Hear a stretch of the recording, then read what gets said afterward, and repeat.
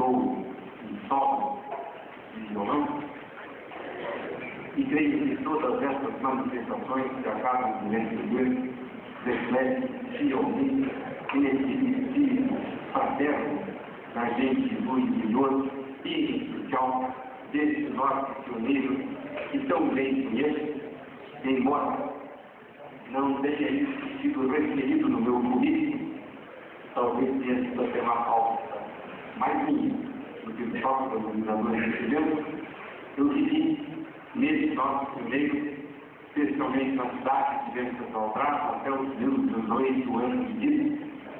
E naquela cidade, pelas suas ruas, pelos seus campos, pelas suas praças, pelos seus rios, pelos seus lugares de Deus, deixei ali espalhada a minha infância, a minha adolescência e a minha juventude. De modo que vir a Jacarezinho significa, antes de mais nada e acima de tudo, marcaram esse encontro com esses pedaços de chão que tão bem conheço e no qual vivi com tantas alegrias até o momento que tive me retirar dessa região para poder seguir meus estudos na capital. Mas o tema que selecionei para essa oportunidade, devo dizer também que é uma razão a mais, um prazer para estar aqui, é porque, como faz qualquer intuito de elogio gracioso, já faz algum tempo que eu me dirijo à Academia de Direito.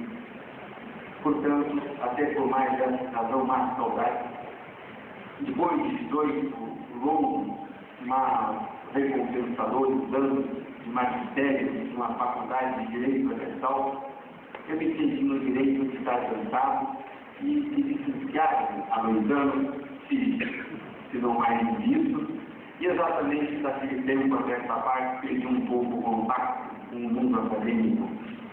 Sei que hoje contribui bem ou mal para a formação jurídica, pessoas que hoje exercitam os seus sonhos por esse Estado, por esse país, seja exercitando a advocacia, a magistratura, o Ministério Público, as carreiras policiais, seja o que mais for. De modo que é uma razão que soma para esse meu júbilo pessoal por estar aqui nessa cidade. Mas o tema que queria eu respeita a prova do processo de trabalho. Não exatamente a toda a prova, porque eu não teria o atrevimento de pretender botar um assunto tão amplo em um espaço tão curto, de modo que me pareceu conveniente pensar certos aspectos atuais da prova, como se fazendo uma espécie de reflexão em voz alta para que todos os senhores possam ouvi-la e cada qual tirar as suas conclusões com vista à sua utilização mais à tarde. Quando nós falamos em prova, vem-nos a ideia, inevitavelmente, uma inquietação a respeito do que seja a verdade, já que a prova parece estar ligada unicamente à verdade. E certo modo que nós iniciaremos a fazer, não exatamente examinando a verdade do ponto de vista filosófico. Essa investigação foi interessaria, evidentemente, aos filósofos, embora devamos lembrar que Sócrates foi condenado à morte exatamente por defender a verdade, por amá-la. E, aliás, eu lembro perfeitamente que o tribunal ateniense, que condenou à morte naquela ocasião os lados cheios e o mundo eleito por 285 votos contra 279 que ele foi condenado à morte. 6 votos em um tribunal popular como aquele impuseram a morte pela disputa a esse gênio dele. Certamente, por vezes, na época, conhecesse o princípio da maioria absoluta, não teria, evidentemente, provocado a morte desse extraordinário teólogo. E, aliás, com seu discípulo Platão, escreveu uma obra que li várias vezes em minha juventude, lá naquela Universidade que eu falei, se chamou Fedon. onde Platão relata ali, ainda que com uma certa dose de ficção, os últimos momentos próprios do livro de ser ministrada essa droga letal que o levaria à morte. Mas não é essa verdade que vou preocupar, nem mesmo na verdade do ponto de vista político, porque essa é polêmica. Nem vou me ocupar da verdade tecnicamente dita como científica, porque essa verdade científica, muitas vezes, é pelo tempo e não da autoridade, como diria um grande teatrólogo, Leon Brecht, em sua peça Galileu Galilei. Vou me ocupar da verdade do ponto de vista estritamente processual, ou seja, da verdade em sua visão pragmática. E já é necessário que se diga que esse processo, sob certo aspecto, podem haver duas verdades. E é exatamente que consiste essa dualidade de verdade no plano do processo. Há uma verdade que se poderia chamar, e eu assim a denominei isso que dizia mais de 10 anos, de verdade real, embora pareça uma expressão pleonástica, verdade real é uma coisa sua redundante, essa expressão se justifica justamente para diferenciá-la de uma outra verdade a que se tem denominado de formal. O que é a verdade real? São os fatos, são os acontecimentos da vida, tais quais se verificaram no mundo sentido. Essa é a verdade real. Se o trabalhador prestou horas extras, essa é a verdade real. Mas se esse trabalhador pretender fazer valer em juízo o direito legalmente previsto, no sentido de receber as horas excedentes à normal como extra, ele deverá provar ao juiz a verdade dos fatos relatados, segundo o critério do uso da prova, que as legislações todas ocidentais estabelecem, e nem é diferente do que se passa na CLT, no seu artigo 818, e nem é diferente do que ocorre no plano do processo civil, no artigo 313.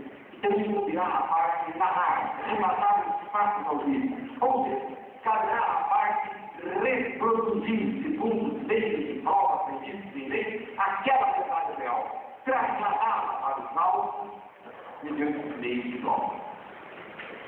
É verdade que o processo, e em particular o processo de trabalho, atinge o seu ponto ideal, seu ponto de colamento, quando a verdade real, assim entendido o conjunto dos fatos, tal como ocorrido no mundo sentido, quando essa verdade figurou, coincide com a verdade formal. Mas o que é uma verdade formal? É aquela que se forma, que se constitui nos autos do processo. E essa verdade formal é a que informa. Porque será com base nela que o juiz deverá formar a sua convicção jurídica a respeito dos fatos comprometidos da demanda. Então, quando, por uma unanimidade da parte, a verdade real coincide, ou melhor, corresponde à verdade real, o processo terá atingido o seu objetivo nesse ponto. Todavia, nem sempre, e isso é classificado, a verdade real é trasladada para os autos fielmente. De tal maneira que se forma nesses autos uma verdade, justamente por isso dita formal, uma verdade convencional, que pode então coincidir com a verdade real. Exatamente por isso é que muitas vezes as partes manifestam um convencido sentimento de justiça quando veem as suas pretensões resistidas ou repelidas pelo próprio Poder Judiciário, sabendo de sua consciência que estavam relatando os fatos tais como ocorreram. Mas é preciso lembrar que o juiz deve julgar de acordo com a verdade formal, com aquilo que está nos autos. E se a verdade formal, eventualmente, não corresponde à verdade real, isso não é um desvio que se possa atribuir à magistratura, enfim, à parte que não se incumbiu com a eficiência desejada, do outro reproduzir aquela forma. Então é por isso que às vezes surgem críticas aqui e acolá, dos dimensionados, à atuação judiciária, porque se sente injustiçado. Porque talvez esse trabalhador aqui nesse início saiba que pessoa à vista. Ele afasta da realidade, ele sabe que é ser, mas não foi isso o que disse o ordem condicional. Não foi isso que disse, porque a prova apontada em sentido contrário. Portanto, é muito importante que saiba distinguir a verdade formal da verdade real, porque vale estar dentro que importa é a verdade formal. O juiz, ainda que tenha conhecimento privado dos fatos, não pode invocar essa comissão particular como causa de existir, uma razão de existir, o que eu quiser. Está, sem dúvida alguma, se afastando da verdade formal, e mais do que isso, convertendo e testemunha de uma das partes. Notei, e até interpretei como um recado, sendo uma preocupação do ilustre acadêmico, que desde ontem me falar, no sentido de tocar nessa neutralidade a que todos os livros estão vinculados. Isso é uma verdade. Bem ou mal, certo ou não, o fato é que o juiz, como órgão estatal incumbido de administrar a justiça, deve ser imparcial. O dever de imparcialidade é uma das cláusulas do regime democrático. Sempre que os juízes tiverem vinculados critérios positivos de neutralidade e imparcialidade, a história está demonstrando que isso se converteu em despotismo e em tirania. Certamente o juiz não deve declinar o seu dever de neutralidade. Por isso é que não pode se inclinar nem para um lado nem para o outro. Se o juiz se inclina para a direita, ele está se afastando da esquerda. Se inclina para a esquerda, ele se afasta da direita. O lugar do juiz é no centro, talvez acima das partes do ponto de vista da sua qualidade de diretor e de eleitor do próprio processo. Mas então, evidentemente o que interessa é aquela, para o efeito do processo, é aquela verdade que se constitui nos autos, seja sob a forma de confissão, de declarações de testemunho, de documentos, de notas periciais, de inspeção judicial, conhecida, aquela é a verdade real, e será com base nela que o juiz deverá formar então a sua confissão. Mas é interessante destacar, senhores, que ao longo do tempo surgiram três sistemas ligados exatamente a esse momento especial em que o juiz se debruça sobre a prova produzida. Ou seja, podemos separar historicamente três sistemas de valoração da prova. Porque tão importante quanto produzir uma prova é saber valorá-la. Enquanto o encargo de produzir a prova ela parte segundo o único objetivo que a lei estabelece, do juiz se exige saiba valorar adequadamente aquele material probante que lhe foi exposto à disposição do Estado. Por isso digo, tão importante quanto provar será valorar a prova. E exatamente nesse sentido ocorrem esses três sistemas que se conhecem ao longo da história. O primeiro sistema, a respeito da valoração da prova, recebeu a denominação de sistema da prova legal. Foi o primeiro sistema que historicamente se conheceu e se concedeu em torno dessa atitude valorativa do juiz em face da prova. Mas, na verdade, esse sistema é absolutamente insatisfatório, pelo menos aos olhos das exigências científicas da nossa atualidade. Esse sistema da prova legal estava muito ligado àquela fornalha aos juízes de Deus, aqueles meios curiosos de investigação da verdade, foram meios primitivos, grotescos até, e os meios dos quais se procurava investigar a verdade naquela fase da vida, os povos, era sujo aos olhos da verdade que eu disse. Por quê? Havia nesse sistema primitivo vários critérios definidos para a apuração da verdade e depois para a sua valoração. E nesse primeiro sistema da prova legal, a absurdidade está aos olhos quando se explica, por exemplo, aquelas largamente adotadas práticas como, por exemplo, a apuração da verdade pelas bebidas amargas.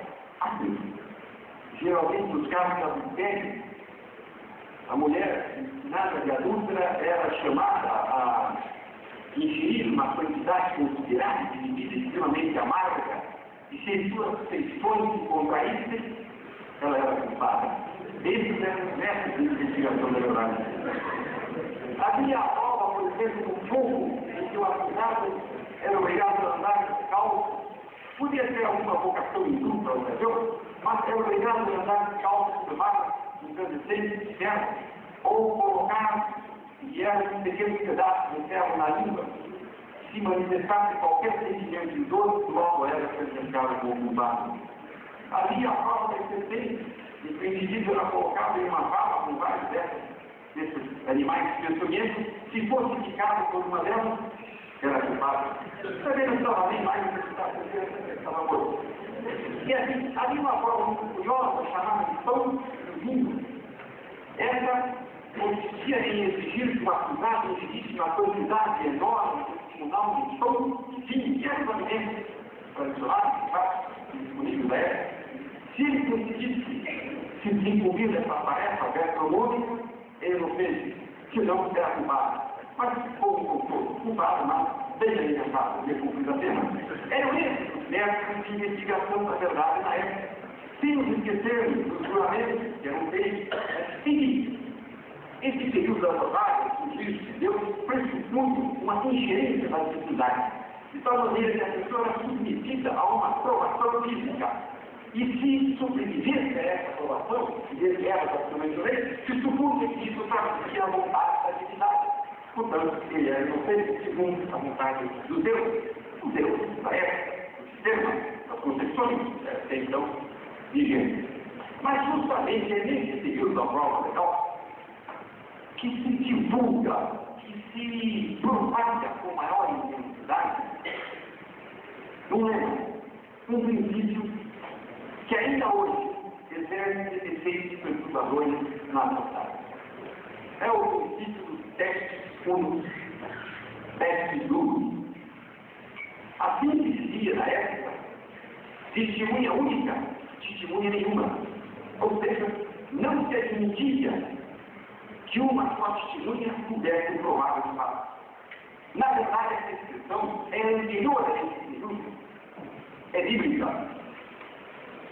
Não vamos seguir aqui, senhores, porque não haverá aqui uma aula de religião nesse momento, mas devo lembrar que no próprio Deuteronômio ele diz que se uma pessoa lhe puser como testemunha, de nada valerá. Mas se duas lhe puserem, tudo passará como quer. Já havia, desde os seus bíblicos, uma atitude preconceituosa sobre o testemunho único. E exatamente essa atitude, ela desabrocha. Ela encontra um campo certo nesse período da prova legal. E por quê? Porque aí a valoração da prova pelo juiz não era colocada de nenhum critério científico. Ela era uma valoração eminentemente quantitativa da prova. Então, concebeu-se na época uma espécie de tabela de valoração da prova. E classificou-se as testemunhas, por exemplo, testemunhas idôneas, testemunhas dudosas. E se elaborou, a partir daí, uma tabela para a época. Por exemplo, o testemunho de uma pessoa idônea valeria com meia prova. O testemunho de uma pessoa duvidosa valeria menos do que meia prova. Se fosse o testemunho de uma pessoa idônea mais do que uma duvidosa, esse testemunho valeria um pouco mais do que meia prova. E ali maneira de tabela, de modo que o juiz não contribuía com nenhum aspecto racional ao valorar a prova. Inclusive, simplesmente contar quantas eram testemunhas idôneas ou idôneas de um lado e de outro, consultar a tabela e proclamar o vencedor. Ou seja, levar-se em conta essencialmente o critério quantitativo de pessoa e não a qualidade daquilo que ela pudesse pedir. Justamente aí é que faz sentido, toma acordo, esse princípio do teste duplo. Ou seja, não se admitia como prova as declarações de uma única testemunha. Por melhor que fosse o conteúdo das declarações. Claro que esse sistema era absurdo, por aqui, sistema primitivo, porque não dava, inclusive, ao juiz, nenhuma liberdade na valoração da prova. Disse que estava refiro a consultar tabelas pré-elaboradas e proclamadas de maneira objetiva qual teria sido, segundo os resultados dessa consulta na tabela, o vencedor da demanda. Como há uma velha lei física, não é? Com seu postulado segundo o qual a toda ação corresponde a uma ação igual ao contrário, ou melhor, a reação igual ao contrário,